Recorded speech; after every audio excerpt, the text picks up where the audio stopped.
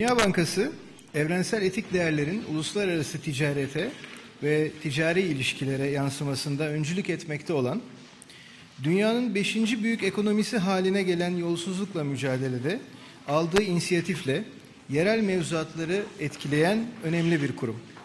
Bugün aramızda Dünya Bankası Ülke Özel Sektör Koordinatörü Carlos+Pinerua var. Kendisini kürsüye davet ediyorum.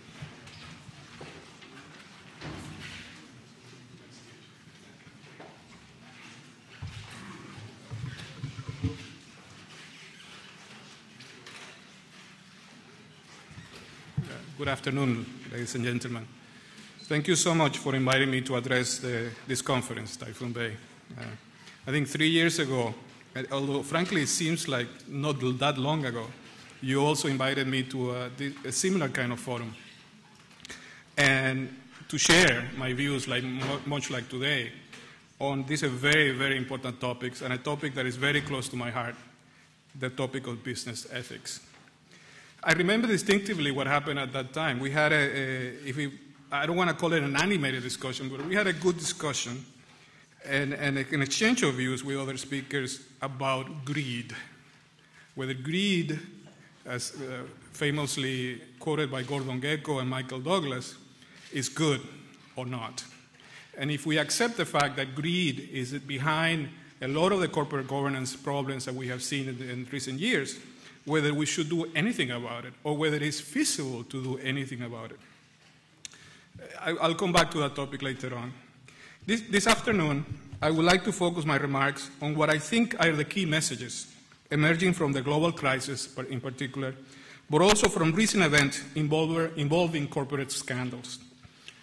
Of course, you know very well what has happened with Olympus last year. Only last week, I don't know if you're aware, but I also came across this event and a coal company in China, a listed company called Puda Coal, that went through an IPO in the US, listed company, and apparently the chairman had sold the biggest asset of the company to himself. And after that, it went public. It cost $500 to find the document and translate it that proved that he had done this. Why is it that the underwriters couldn't do this and they got paid $6.5 million to underwrite the IPO? The events that have occurred in financial markets since 2008 have rightly led to significant debate about the behavior of company managers, directors, investors, and the role of government and regulators in managing and shaping commercial and financial transactions. I think there are two key messages that I believe have emerged from this debate. Both of them are a bit controversial, so I don't think that you should agree with me by any means. The origins of the crisis have arguably discredited the idea that deregulation, meaning less regulation, is necessary for, and more importantly, conducive to, more efficient markets. Put differently, as Machiavelli famously said, a people that can do whatever it wants is unwise. Machiavelli, nonetheless. What is crucial for markets to work properly is transparency and accountability. And those only come with a proper regulatory and supervisory infrastructure. Investors, and most importantly, the public in general, need to know whom to trust. There is no trust, there is no credit, no investment, no growth. As one journalist wrote just last week in talking about this coal company scandal in China, without rule of law, investing is an extraordinarily hazardous undertaking. But then the bottom line is not, I would argue, that governments should go out there and try to legislate ethics or regulate greed. That would be a surefire recipe for failure, in my view.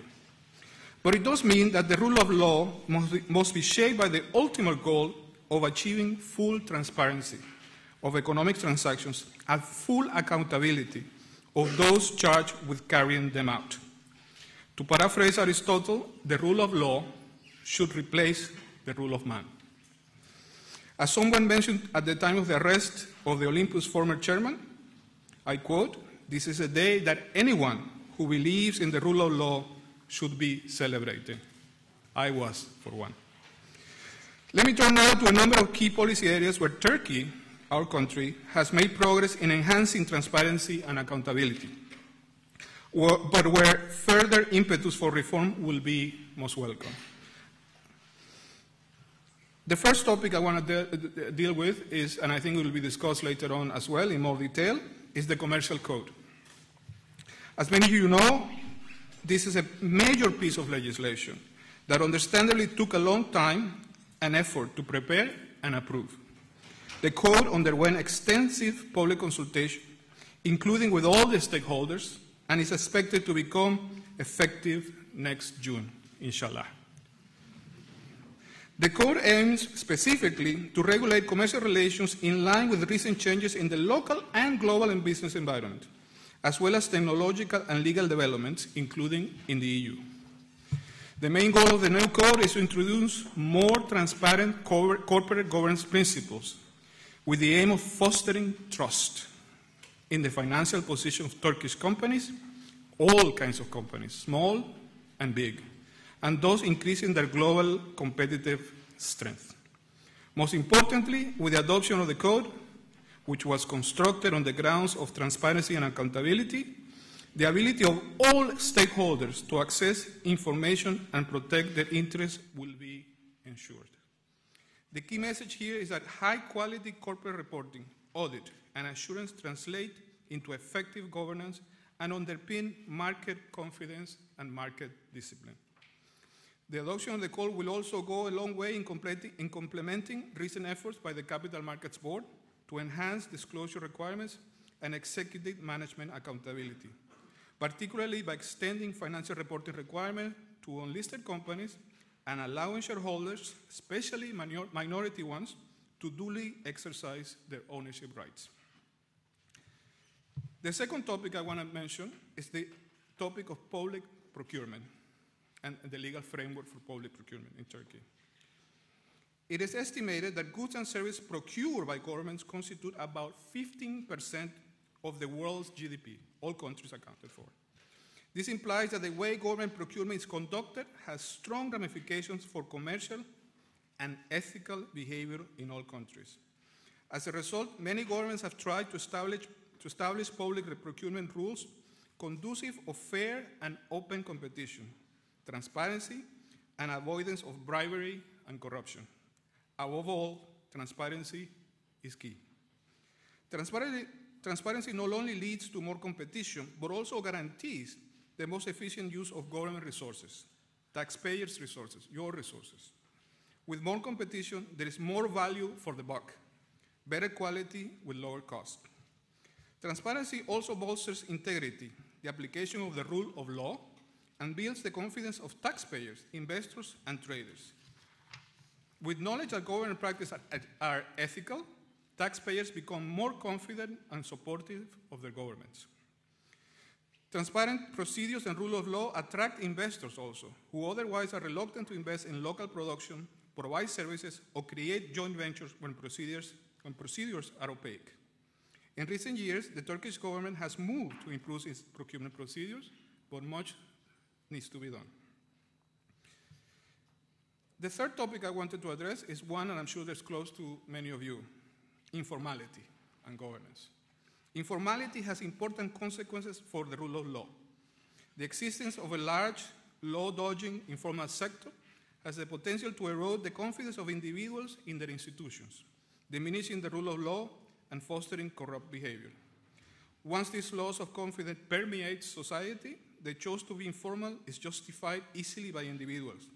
It is not considered unethical to be part of it, and becomes part of people's daily routines, creating a vicious circle and keeping the economy at suboptimal equilibrium. In general, institutional weaknesses, inefficient bureaucracies, and pervasive corruption will promote informality. Fighting informality does require trust on the quality of government services, an environment where corruption is controlled, and a very efficient bureaucracy.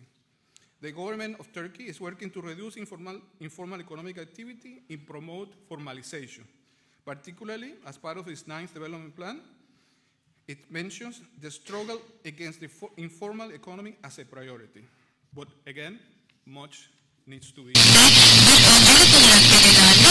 Yaralanan sektörle ilgili bu maddesinde de çalışmalara ihtiyaç var. Son olarak şunu da belirtmek isterim. Birkaç hususta Reiterating the World Bank's disposition to support the Bankası'nın hükümeti ve Türkiye Cumhuriyeti'ni desteklemek için burada olduğunu hatırlatmak isterim. Bahsettiğim bütün politik alanlarında da yanımızdayız. Buradaki by a former president of the World Bank, who was very prescient in noting in 1999 that corporate governance is about promoting corporate fairness, transparency, and above all, accountability. James Wolfson. Ve yani 21 Haziran 99 tarihinde Financial Times. I come back to my first topic. It is also true for those of us who believe in the power of free enterprise. There is no option but to continue the push for more transparency and accountability. This is our best line of defense. If you think regulation is costly, history has shown that unbridled regulation and faulty supervision and less than proper accountability is even more costly. And the costs are borne by all. The cost of failure is very democratic. In my view, for this to work, clearly all stakeholders will have as much of a role to play in corporate governance as any other, be it the board, auditors, regulators, supervisors, employees, minority shareholders, everyone. In this particular case of the Chinese company, the person who discovered the fraud was someone who investigates short sellers, had no stake in the company, other than to prove that the short seller was wrong. And it turns out he was right. We at the World Bank look forward to the full implementation in due time of all the government's initiatives in these policy areas, which will take Turkey forward in its efforts to improve its business and investment climate and reach the goal of becoming one of the 10 largest economies in the world. Thank you so much.